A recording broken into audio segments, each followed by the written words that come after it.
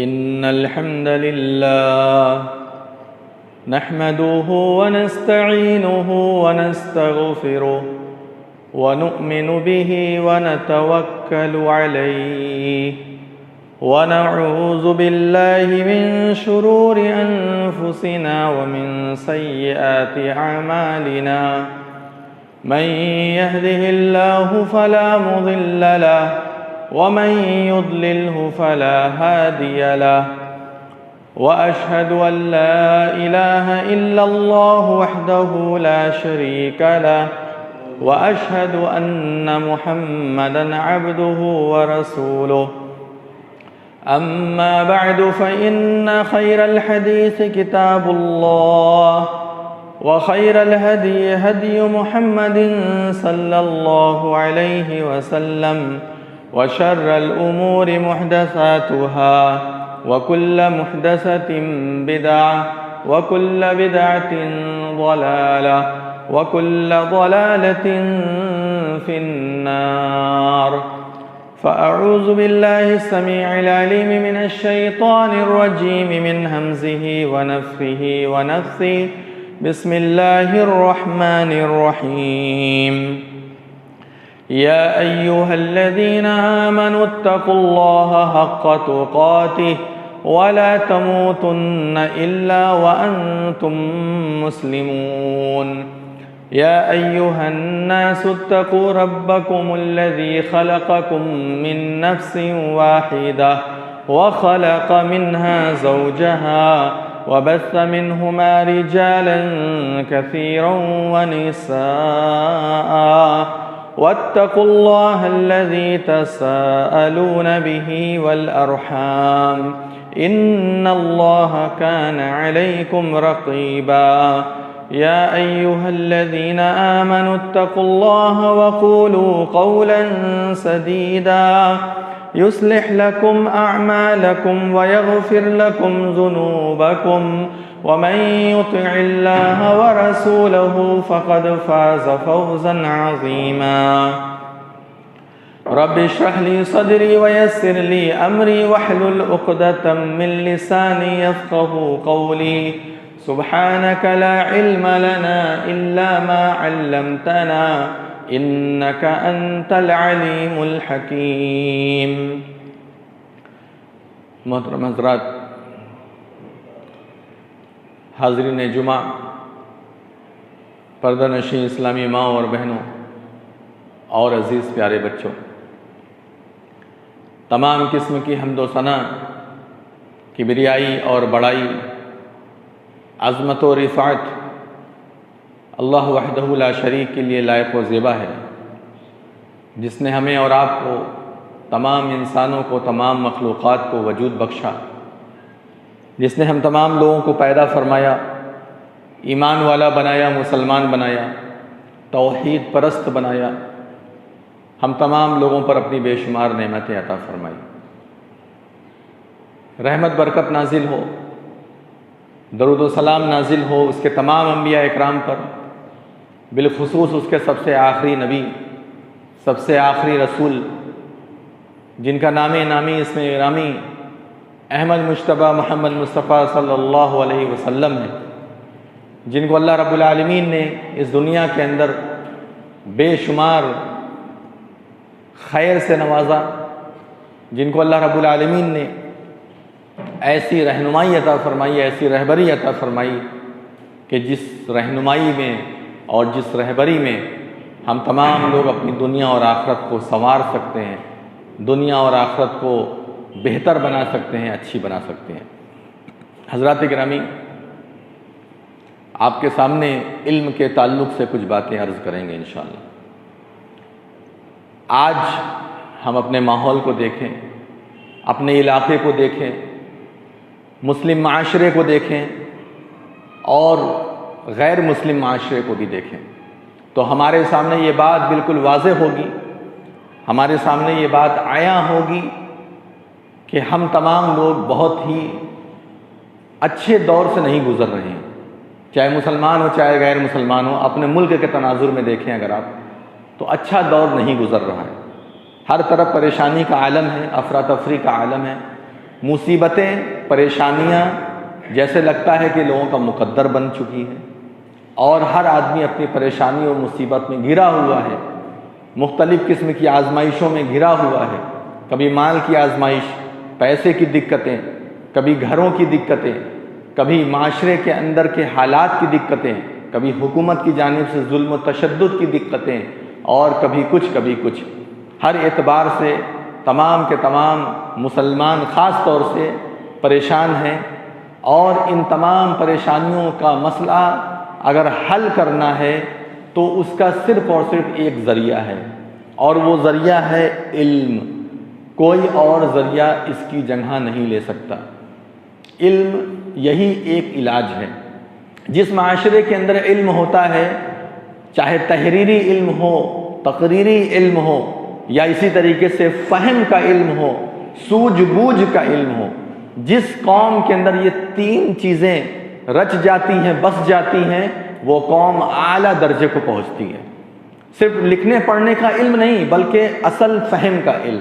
वरना लिखे पढ़े लोग तो हमारे माशरे में भी बहुत हैं, लेकिन लिखने पढ़ने के बावजूद उनके अंदर नरमियत नहीं है, उनके अंदर कोई हिकमत नहीं है, उनके अंदर इंसानियत नहीं है, रवादारी नहीं है, भाईचारगी नहीं है, जुल्म तशद्दुद है, और इसी तरीके से करप्शन है, इसी तरीके से लोगों का माल लूट लिया जाए, घसोट लिया जाए।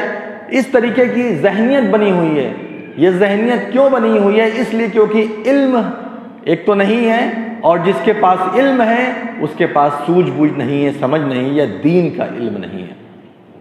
अब आते हैं, हम बात करते हैं ख़ास तौर से अपने मुस्लिम उम्मत की, अपने मुसलमान कौम की। तो ये बात भी आपके सामने बिल्कुल साफ हो जानी चाहिए कि मुस्लिम उम्मत हमारे माशरे में, हमारे मुल्क के अंदर इल्म के बुहरान के दौर से गुजर रही है। इल्म से दूर नहीं है, बल्कि इल्म के बुहरान के दौर से गुजर रही है। इल्म बिल्कुल ख़त्म होता चला जा रहा है, चाहे दुनियावी इल्म हो, चाहे दीनी इल्म हो। इल्म एक ऐसा रास्ता होता है, एक ऐसी तरक्की होती है, और इल्म एक ऐसा वसीला होता है, एक ऐसी जीनत होती है कि जिसका कोई बदल नहीं है, जिसका कोई रिप्लेस नहीं है। अगर किसी औरत के पास सोने का जेवर है तो इस्तेमाल करेगी, सोने के जेवर नहीं है, उसकी हैसियत नहीं है, तो ऐसी सूरत में वो चांदी का इस्तेमाल कर लेगी। चांदी का नहीं है, उतनी भी हैसियत नहीं है, आर्टिफिशियल इस्तेमाल कर लेगी। लेकिन आप ये सोचो कि इल्म की जगह हम कुछ और लेकर के आ जाएं और कामयाबी हासिल हो जाए, तो वो होने वाला नहीं। इल्म की जगह कुछ भी नहीं ले सकता। इल्म सिर्फ और सिर्फ इल्म चाहता है, इल्म सिर्फ और सिर्फ इल्म मांगता है, उसकी जगह कुछ भी आप सेट नहीं कर सकते हैं। अगर आप सोचे इल्म की जगह जहालत, इल्म की जगह लाइल्मी, इल्म की जगह जो है जहालत को हम मुकद्दर कर दें, तो आपको कामयाबी हासिल नहीं होगी। आज का दौर आप देखिए, मुसलमानों का हाल ये हो चुका है कि मुसलमान अपनी कौम के इल्म के लिए ज़र्रा बराबर भी फिक्रमंद नहीं है। मुसलमान अपने कौम के नौनिहाल के लिए, अपने माशरे में पाए जाने वाले बच्चों के लिए ज़र्रा बराबर भी इल्म के मसले में आगे नहीं है, इल्म के मसले में संजीदा नहीं है, और गौर व फिक्र से दूर है।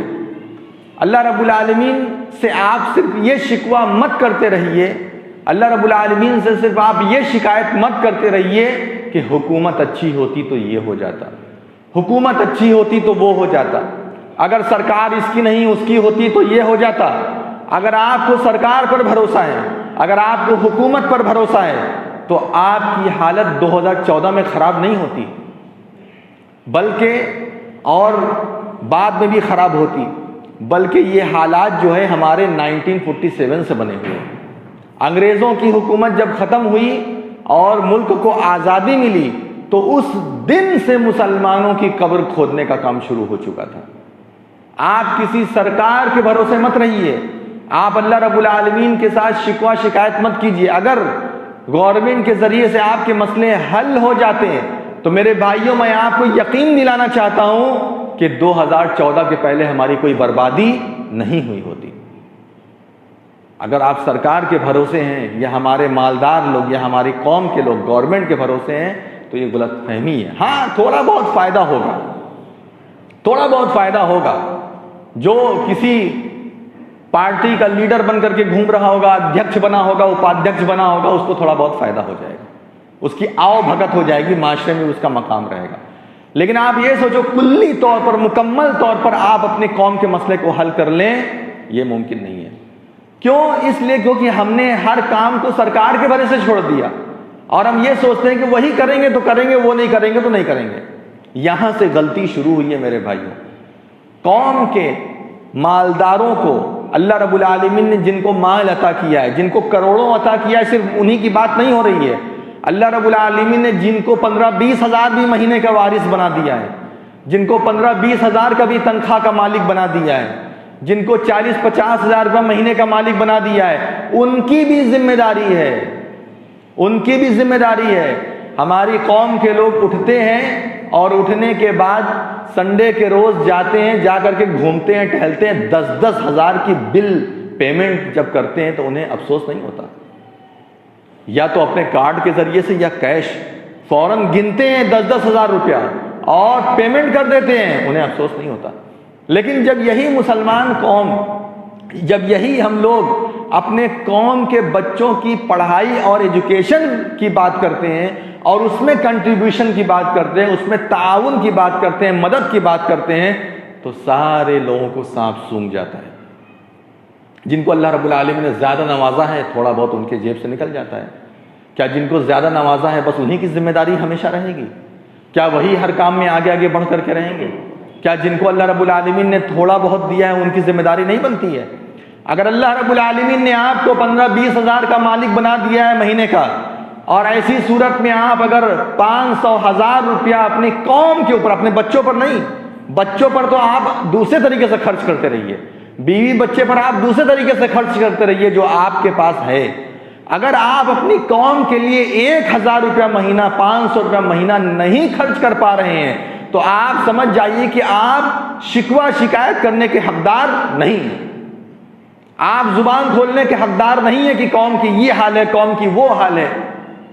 आपके मोहल्ले के अंदर भी बहुत सारे मदरसे चलते होंगे और चंदा लेने के लिए लोग 7 समुंदर पार भी जाते हैं, और बजट कितना होता है? मुश्किल से 1,00,000-1.5 लाख सालाना। देखो हमारे बाद मदरसे ऐसे हैं जिनका बजट देखने में आता है 2 लाख सालाना है, बस 2.5 लाख सालाना बजट है, 1.5 लाख सालाना बजट है। और ये 1.5 लाख 2 लाख के लिए, चंदे के लिए हमारे कौम के जो बड़े लोग हैं वो परेशान रहते हैं।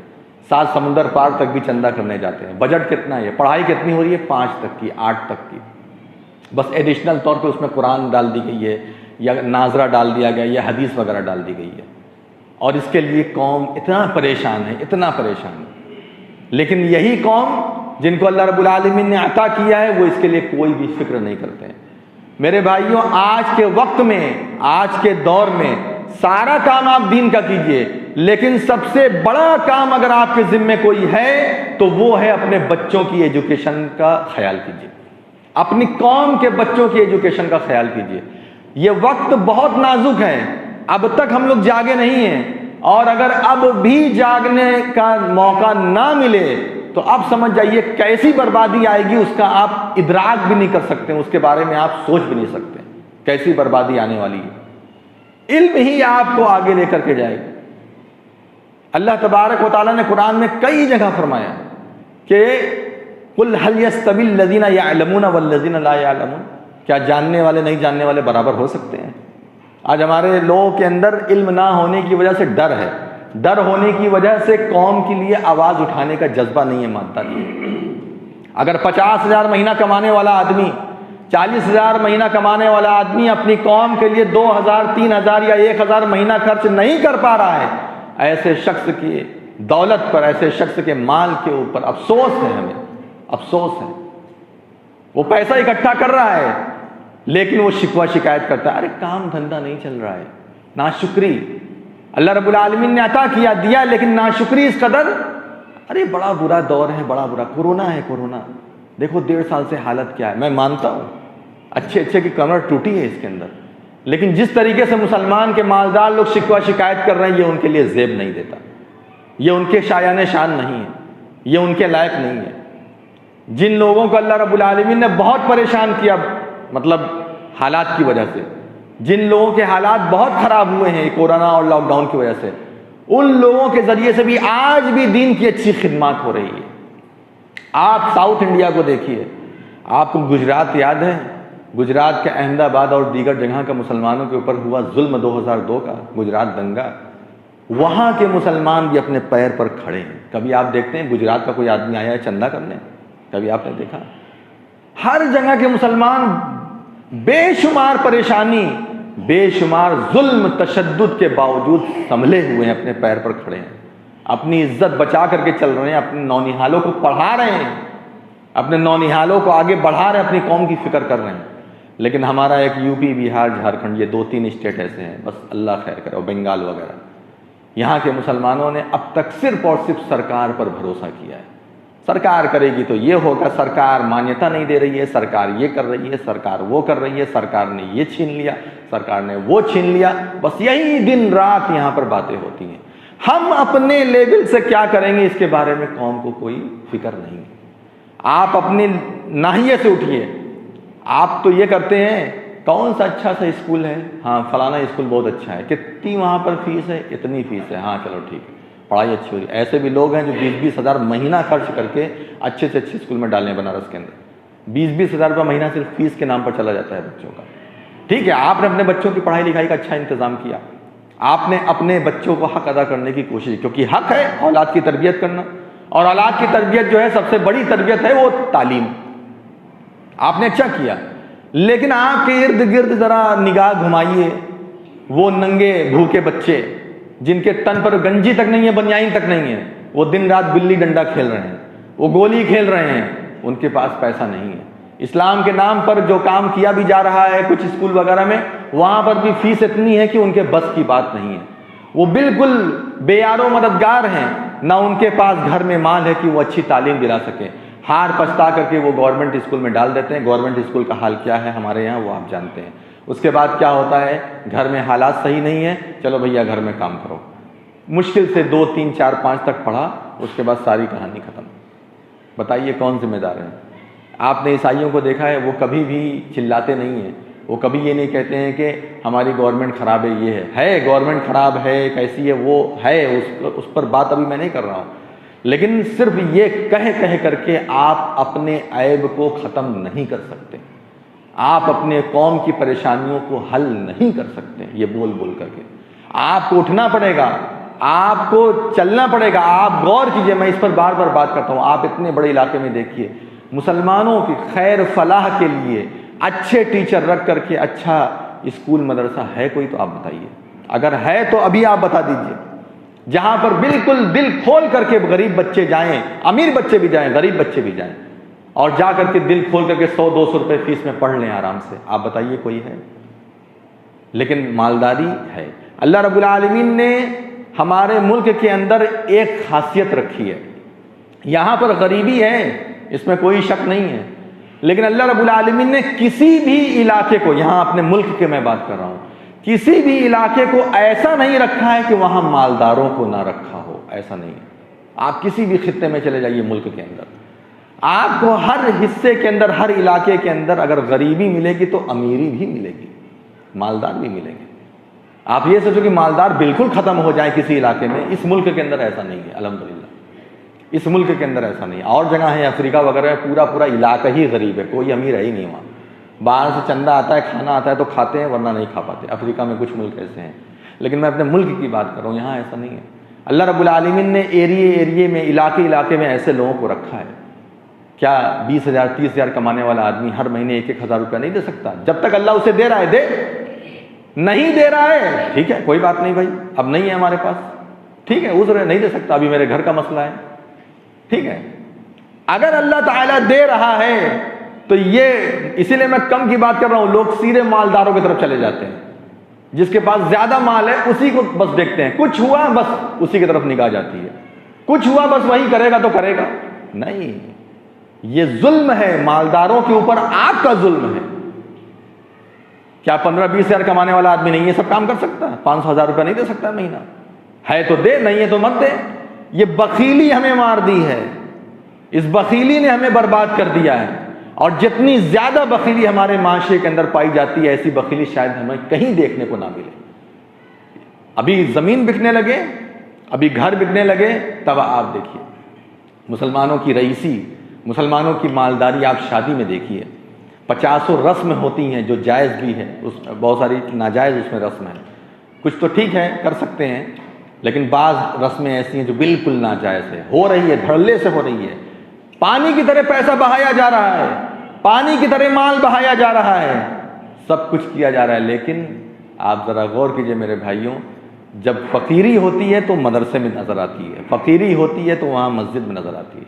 मुसलमानों की फ़कीरी देखना हो तो आप मस्जिद में आकर के देख लीजिए, इमाम की हालत देख लीजिए, मदरसे की हालत देख लीजिए, मौलवी साहब की हालत देख लीजिए। जब ये आप देख लेंगे आपको मुसलमान से बड़ा फ़कीर तो कोई दुनिया में है ही नहीं। इससे ज़्यादा फ़कीरी और भिखारीपन शायद किसी कौम में नहीं है। लेकिन जब आप मुसलमानों के शादी वगैरह को देखिए, उनकी ज़मीन खरीदने को देखिए, उनके घरों को देखिए खरीदने को, तो आपको अंदाज़ा होगा अरे इससे बड़ी मालदार तो कोई कौम ही नहीं है इस दुनिया के अंदर। लोग बोलते हैं करो घर खरीदो, अल्लाह तबारक व तआला आप लोग के माल में बरकत अता फरमाए, जितना दिया है अल्लाह ताला उसका चौगुना दे, ये मेरी दुआ है। किसी के माल पर मेरी कोई निगाह नहीं है, कोई गलत नीयत से मैं ये सब बात नहीं बोल रहा हूँ। अल्लाह तबारक व तआला दिन दूनी रात चौगुनी तरक्की अता फरमाए। जो लोग अल्लाह के राह में खर्च कर रहे हैं अल्लाह ताला उनका खास ख्याल रखे, खास तौर से अता फरमाए, ये मेरी दुआ है। अल्लाह ताला इस दुआ को कबूल फरमाए। लेकिन इसके साथ साथ आपको उठना पड़ेगा। अगर आप नहीं उठेंगे अब भी तो ये नौनिहाल जो है जाहिल के जाहिल रह जाएंगे। इनको तहजीब नहीं है, इनको बात करने का ढंग नहीं है, इनको तरीका नहीं है। क्यों मालूम है? क्योंकि हमें जब सिखाना था तब हमने नहीं सिखाया। ये सब चीज़ें बच्चे मालूम है इंस्टीट्यूट वगैरह में सीखते हैं। इंस्टीट्यूट का मतलब है इदारा, पढ़ाई लिखाई की जगह पर सीखते हैं। जब 1-2 में होते हैं, 3-4 में होते हैं, तब ये सब सिखाया जाता है। वहाँ उनको ना ये सिखाया गया कि चोरी मत करो, ना वहाँ उनको ये सिखाया गया कि सच बोलो, ना उनको वहाँ ये सिखाया गया कि बड़ों की इज्जत करो, ना उनको ये सिखाया गया कि माँ बाप का एहतराम करो, ना उनको ये सिखाया गया कि सूद ब्याज से दूर रहो। जब कुछ नहीं सिखाया जाएगा, ऐसी ही हालत में वो बड़े हो जाएंगे तो क्या करेंगे? वो अपने माँ बाप के साथ बदतमीज़ी करेंगे, मर्डर करेंगे, कत्ल गारत गरी करेंगे, जुल्म ज़्यादती करेंगे, माल छीन लेंगे किसी का, छिनैती होगी, डकैती होगी माशरे के अंदर। ये सब कुछ ख़त्म होगा सिर्फ इल्म के ज़रिए से। मुसलमान को अपने पैर पर इल्म का इंतज़ाम कर देना चाहिए। अगर नहीं कुछ कर सकता है तो मकतब का इंतज़ाम करें और इसमें बढ़ चढ़ करके हिस्सा ले। इतना अच्छा मकतब बनाए, इतना अच्छा मकतब बनाए, आलिमों को रखकर पढ़ाए, गैर आलिम से नहीं। गैर आलिमों की गलतियाँ कभी कभी बड़ी भारी पड़ती हैं। गैर आलिमों के ज़रिए से होने वाली गलती बड़ी ख़तरनाक है और है। एक साहब थे, ऐसी तकरीर कर रहे थे, बहुत सोशल मीडिया पे बहुत मशहूर हैं, मैं नाम भी बता देता हूँ, एडवोकेट फैज़ सैयद। बहुत लोग उनको सुनते हैं, लेकिन उनकी बड़ी बड़ी गलती है। एक उनकी बहुत बड़ी गलती ये है, उन्होंने अपने तकरीर में एक जगह कहा, हालांकि वो आलिम भी नहीं है, कुछ नहीं है, लेकिन बस वही है, शौक़ है। अब शौक़ है, पैसा है, छा गए हैं सोशल मीडिया पे, लोग समझते हैं बहुत बड़े आलिम हैं। उनकी गलती इतनी बड़ी बड़ी है कि मैं आपको क्या बताऊँ। एक जगह उन्होंने बयान किया, कहा कि मकरूह की वो तारीफ़ कर रहे थे। मकरूह किसे कहते हैं, व्हाट इज़ मकरूह, तो उसके बारे में वो बयान कर रहे थे। उन्होंने कहा कि मकरूह हराम से भी ज़्यादा ख़तरनाक है। बल्कि इस पर उलमा ने उनको फ़ोन तक किया, उनसे बाज़पुरिस की, उन पर तनकीद की कि ये आपकी बहुत बड़ी गलती है, ये छोटी गलती नहीं है, छोटा मसला नहीं कि चलो छोड़ो जाने दो। आपने मकरूह को हराम से भी बड़ा करार दे दिया, ये कैसे पॉसिबल है? तो जो गैर आलिम होते हैं ना, उनसे कभी कभी अच्छा चलता है, उनका लंबा अच्छा चलता है, लेकिन जब उनसे गलतियाँ होती हैं तो बड़ी भारी गलतियाँ होती हैं। तो इसलिए अच्छे आलिम के ज़रिए से, उलमा के ज़रिए से और बेहतरीन अंदाज में कुरान का इंतज़ाम, कुरान पढ़ाने का इंतज़ाम, नाज़िरे का इंतज़ाम, और इसी तरीके से इस्लामिक स्टडीज़ यानी हलाल बताया जाए, हराम बताया जाए, जायज़ बताया जाए, नाजायज़ बताया जाए, नबी सल्लल्लाहु अलैहि वसल्लम की सीरत तय्यबा बताया जाए, सहाबा इकराम के बारे में वाक़यात बताए जाएँ। इस्लामिक स्टडीज़ का बाकायदा एक क्लास होना चाहिए अलग से, उसमें इस्लामिक स्टडीज़ पढ़ाई जाए, यानी दीनियात जिसे आप बोलते हैं, ताकि वो पढ़े। कुरान का कभी तर्जुमा उसमें किया जाए, कभी कुरान के कुछ चैप्टर उठा करके बयान किए जाएं। ये सारा काम करके एक बेहतरीन अंदाज में मकतब चलाना चाहिए। ये चीज़ मैंने केरला में देखी। एक मरतबा केरला जाने का साबका पड़ा, मौका मिला, मल्लपुरम कालीकट वगैरह के करीब का इलाका है। मैं वहाँ गया वहाँ देख कर मैंने अपनी सुनता था, लेकिन जब मैंने अपनी आँख से देखा तो हैरान रह गया। 9 बजे बच्चे स्कूल जाएंगे, लेकिन सुबह 7 बजे मदरसे के अंदर मकतब में आएंगे। 2 घंटा उन हर घर के बच्चों का लिया जाएगा। वो आएंगे, उसमें अरबिक लैंग्वेज भी पढ़ाई जाएगी और इसी तरीके से जो है वहाँ की मलयालम लैंग्वेज है वो भी पढ़ाई जाएगी। इस्लामिक दुरूस पर बाकायदा उन्होंने सिलेबस बनाया और चैप्टर बनाया है, 2-4 किताबें उसमें उन्होंने मुकर्रर की है। वो किताबें बाकायदा मैंने देखी है। आज इसीलिए केरला के लोग पढ़ाई लिखाई देखिए कितना आगे हैं, पूरी दुनिया वहाँ काम करने जा रही है, मुसलमान खुशहाल हैं अल्हम्दुलिल्लाह। क्यों? क्योंकि इल्म को उन्होंने अपना जेवर बनाया। उनका मकतब इतना बेहतरीन तरीके से चलता है, इतनी बेहतरीन खर्च कर रहे हैं वो। जब उन्होंने खर्च किया, दिखाया, गवर्नमेंट भी उनसे मुतासिर हो गई। उसके बाद गवर्नमेंट ने 2-4 यूनिवर्सिटी को मुकम्मल फंड देना शुरू कर दिया वहाँ कालीकट में और मल्लापुरम में। उनके मकतब को फंड देना शुरू कर दिया गवर्नमेंट ने। बहुत अच्छा काम है ये, तो हमारा स्कूल का काम आधा यही हल हो जा रहा है। हम लोग कब उठेंगे? हम लोगों ने छोड़ो यार, जाने दो, अरे होगा देखा जाएगा। और इसी वजह से गैर आलिमों का वर्चस्व बढ़ता चला जा रहा है हमारे दीनी लाइन में, जो आलिम नहीं है, और उनका वर्चस्व बढ़ने से ये हो रहा है कि उलमा इकराम किनारे होते चले जा रहे हैं और उनको ढंग होता नहीं काम करने का। वो जो चाहते हैं वो करते हैं, कुछ दिन चलता है, कुछ दिन बंद हो जाता है। तो मेरे भाइयों, इस पर आप गौर कीजिए, दिल खोल करके इसमें आप ताउन कीजिए। मकतब को इतना बेहतरीन बना दीजिए कि आप बेफिक्र हो जाएं कि मेरा बच्चा वहाँ जाता है पढ़ने, मुझे अब कोई फिक्र नहीं है। अब मेरे बच्चे की तरबियत अल्हम्दुलिल्लाह हो जाएगी। अब मेरा बच्चा कुरान, नाजरा सब पर एकदम बेफिक्र हो जाए। एक इंसान ऐसा बना दिया जाए, और इलाके के रहने वाला कोई भी गरीब बच्चा उससे सैराब जरूर होगा। ये और बात उसके मुकद्दर में नहीं है लिखाई पढ़ाई, वो नहीं ही चाहता है तो बात अलग है, लेकिन इंशाअल्लाह वो हमारे मकतब से सैराब होगा और इल्म को वो पिएगा और ऐसी प्यास बुझाएगा कि उसको इल्म की प्यास नहीं लगेगी। फिर वो और आगे जाना चाहेगा तो जाएगा, बुनियादी चीज़ उसे हासिल हो जाएगी। इस पर बात कीजिए। मालदार लोग खड़े होइए, खाली करोड़पति अरबपति नहीं, कम कमाने वाले भी खड़े होइए। खड़े होकर के अच्छा खर्च कीजिए अल्लाह के राह में। 10 रुपया 5 रुपये वाला दौर अब नहीं रह गया है।